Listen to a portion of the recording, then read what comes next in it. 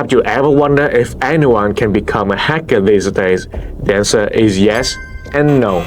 With just a few searches online, anyone can download ready-made tools, click a few buttons, and feel like they're hacking something. And the truth is, most of these people are not real hackers.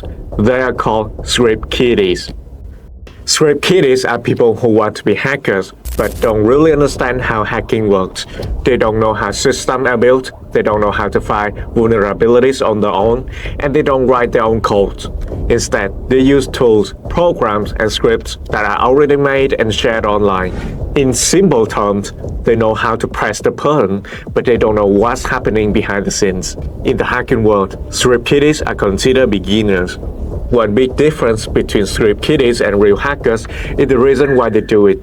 They usually attack systems just for fun, attention, or curiosity. They enjoy seeing a website go down or changing how a page looks, even if it's only lasts a short time. Real hackers, on the other hand, often have more serious goals. They may want to steal data, take control of systems, or cause real financial and operational damage. That said, just because script kiddies lack deep knowledge doesn't mean they are harmless.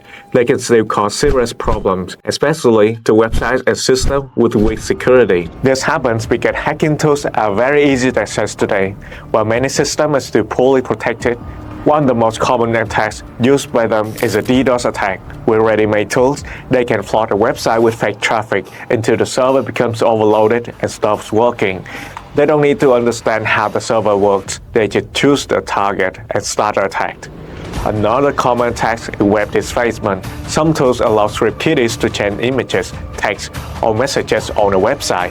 While this may not break the website functionality, it often exposes security weaknesses that can lead to more serious attacks later. SQL Injection is another popular method. Script kiddies insert malicious commands into input fields like login forms or search bars. If the website is not properly secured, the database may process those commands, lead to data leaks or data loss. The good news is that staying safe from these attacks is not very difficult. Even basic security measures can stop most script kiddie attacks. Firewalls can block many common attack methods. Intrusion detection systems help identify unusual behavior like brute force attempts. Access control limits what an attacker can do if they get into the system. In the end, script kiddies may not be the real hackers, but the attacks can still be somewhat dangerous. That's why protecting your online accounts and system should always be a top priority. Comment down below what you learned from this video to keep yourself safe online. Let me know. If you found this video helpful, leave a like and subscribe for more content like this.